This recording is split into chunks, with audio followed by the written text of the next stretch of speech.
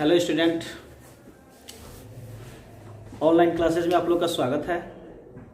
इसके पहले वीडियो में आप लोग को डिस्कस कर दिया गया है ग्रुप बी के सिलेबस के बारे में। अब फर्स्ट सेमेस्टर ग्रुप ए के सिलेबस के बारे में डिस्कस किया जाएगा।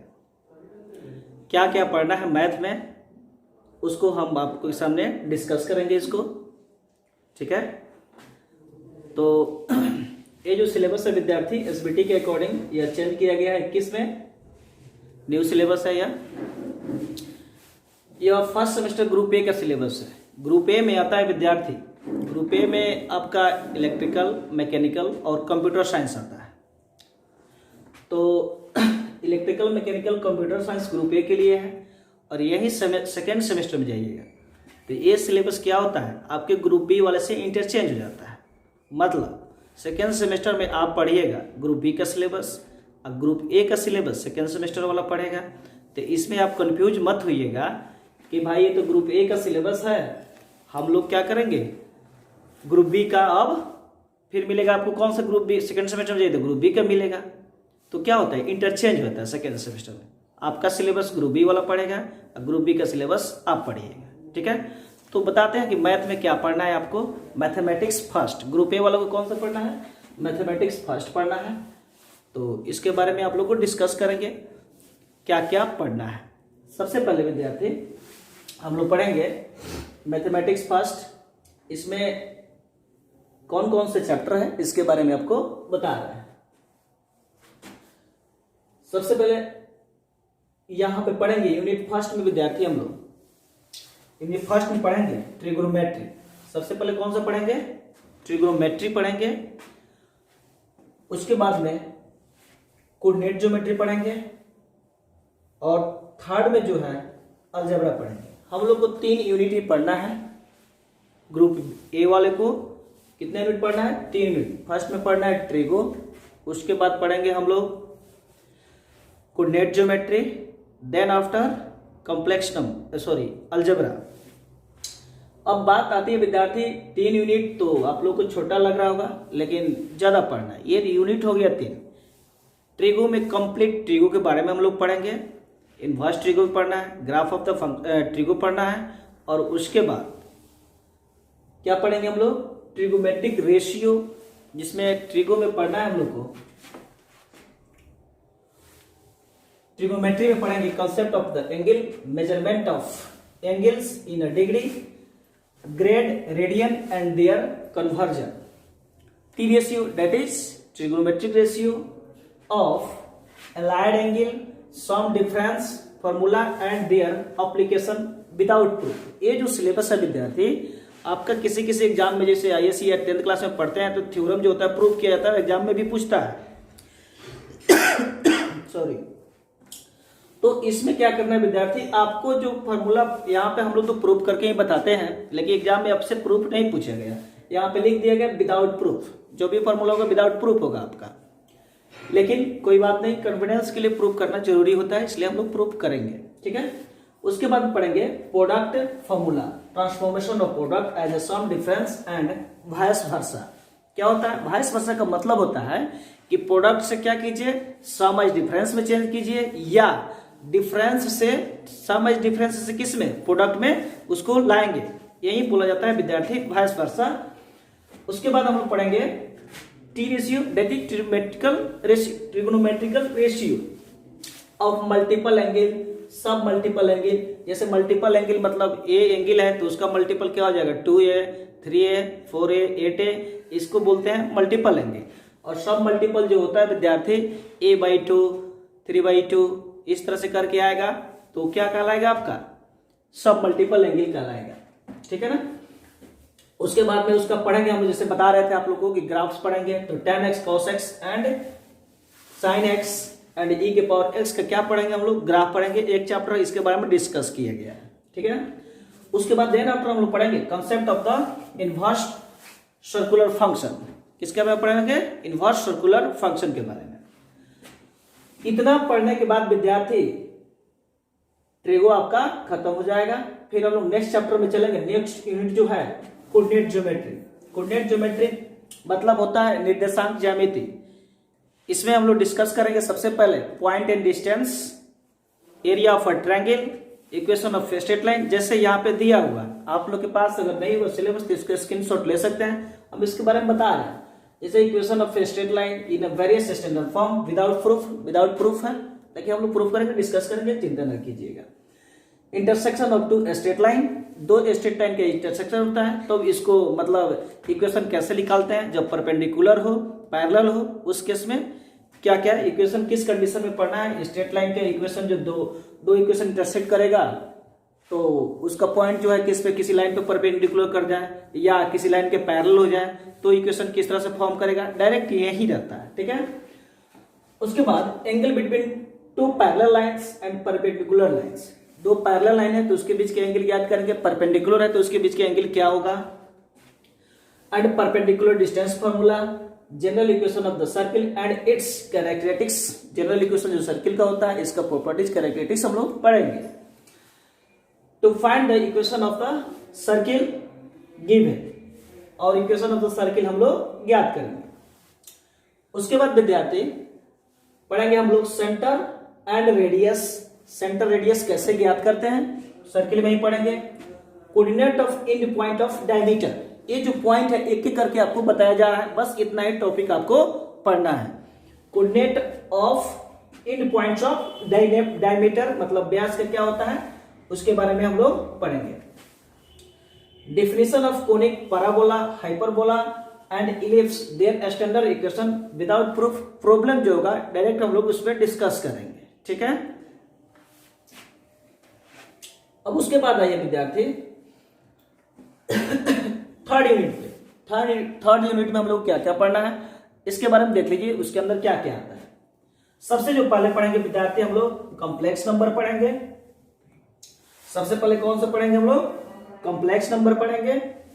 उसका डेफिनेशन पढ़ेंगे, real and imaginary part of a complex number and polar form, Cartesian form, representation of a complex number and its conversion from one form to another form, ठीक है ना। Conjugate of a complex number, modulus amplitude of a complex number and addition, subtraction, multiplication, division of a complex number, de Moivre's theorem and its application. De Moivre's theorem पढ़ेंगे और उसका use पढ़ेंगे, कहां कहां पढ़ता है उसका, उस तरह से क्वेश्चन इस पे आपको एराइज होगा, वो आपको बताया जाएगा। मतलब इतना ही टॉपिक पढ़ना है जो बताया जा रहा है, डिटेल बताया जा रहा है, इसके अलावा आपको कुछ नहीं पढ़ना है, ठीक है। उसके बाद हम लोग पढ़ेंगे विद्यार्थी पार्शियल फ्रैक्शन। पार्शियल फ्रैक्शन पढ़ेंगे, जैसे definition of the polynomial fraction, proper and improper fraction and definition of a partial fraction to resolve a proper fraction into partial fraction without denominator containing non-repeated linear factor। Screenshot भी इसको ले लीजिएगा, ठीक है। Represented linear factors and irreducible non-repeated quadratic factor, मतलब इसमें पढ़ना 3-4 condition आता है। सबसे पहले क्या पढ़ेंगे हम लोग, linear non repeated, linear repeated, linear quadratic, linear quadratic repeated factor, ठीक है ना। पहले नॉन रिपीटेड, उसके बाद क्वाड्रेटिक रिपीटेड फैक्टर, ये 4 केस आता है और प्रत्येक केस के लिए एक एक्सरसाइज आपको पढ़ना होता है पार्शियल फ्रैक्शन में, ठीक है। इसमें एक्सरसाइज जो आ जाएगा पार्शियल फ्रैक्शन में 4 एक्सरसाइज आएगा, ठीक है ना। उसके बाद हम लोग पढ़ेंगे विद्यार्थी मोस्ट इंपॉर्टेंट चैप्टर है परमुटेशन एंड कॉम्बिनेशन, ठीक है ना। परमुटेशन कॉम्बिनेशन के बारे में देख लीजिए यहाँ पे, definition of factorial notation, introduction of permutation and combination, value of NPR and NCR। Then after विद्यार्थी इसी से रिलेटेड चैप्टर है बाइनोमियल थ्योरम। बाइनोमियल का अर्थ होता है द्विपद, इसमें ही पढ़ना है बाइनोमियल थ्योरम को विदाउट प्रूफ पढ़ना है। For positive integer index, positive integer index का मतलब क्या होगा, घात जो होगा उसका क्या होगा, पॉजिटिव होगा, उसके बारे में हम लोग वहां पे पढ़ेंगे। बाइनोमियल द्विपद के लिए ही होता है, ठीक है। And general form, binomial theorem for any index, expansion without proof, first and second, ठीक है। उसके बाद में जो अलजेब्रा का जो लास्ट चैप्टर है विद्यार्थी, आपका मैथ का भी लास्ट जो चैप्टर है, matrix and determinants and matrices. Matrices कहने का मतलब एक से ज्यादा मैट्रिक्स हो तो मैट्रिसेस प्लूरल फॉर्म में बोलते हैं उसको, और ये क्या होता है, ऐसे होता है, सिंगुलर में होता है आपका मैट्रिक्स होता है, ठीक है। तो ग्रामेटिकल आपको नहीं बताया जा रहा है, यहाँ पे मैथ है तो मैथ के बारे में देख लीजिए। Elementary properties of determinants up to third order, consistencies of equations, Cramer's rule, algebra of matrix, transpose of a matrix, adjoint of a matrix, inverse of a matrix, by adjoint method से inverse निकालते हैं हम लोग, इसलिए adjoint लिख दिया है यहाँ पे, by adjoint method, matrix inverse method to solve the system of the linear equations in a 2 or 3 variable। ये जो है सबका लाइनिंग एक ही साथ में दे दिया, सेपरेट सेपरेट वर्ड नहीं दिया, तो हम लोग सेपरेट इसको कर दे रहे हैं, ठीक है। विद्यार्थी अब इसके बाद में राइटर का नाम है, आपको बस इतना ही पढ़ना है। और ये 3 यूनिट जो है सबका वेटेज क्या होता है, इसमें बराबर होता है।